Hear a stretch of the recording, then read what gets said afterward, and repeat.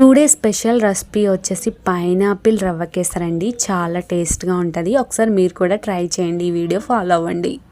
ముందుగా అయితే ఒక బాండీ పెట్టుకొని నెయ్యి వేసుకొని డ్రై ఫ్రూట్స్ ఫ్రై చేసుకొని పక్కన పెట్టుకోవాలి. సేమ్ బాండీలో నెయ్యి వేసుకొని పైనాపిల్ ముక్కలు ఫ్రై చేసుకొని ఒక బౌల్లోకి తీసుకొని వాటర్ పోసుకొని ఈ ముక్కలు సాఫ్ట్ అయ్యేంత వరకు సిమ్లో పెట్టుకొని అయితే మరిగించుకోవాలి వాటర్ని.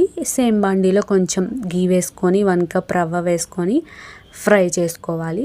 ఇది గోల్డెన్ కలర్ వచ్చేంత వరకు ఫ్రై చేసుకోవాలి. ఈ పైనాపిల్ ముక్కల్లోనే 2 యాలక్కాయలు దంచుకొని వేసుకోవాలి.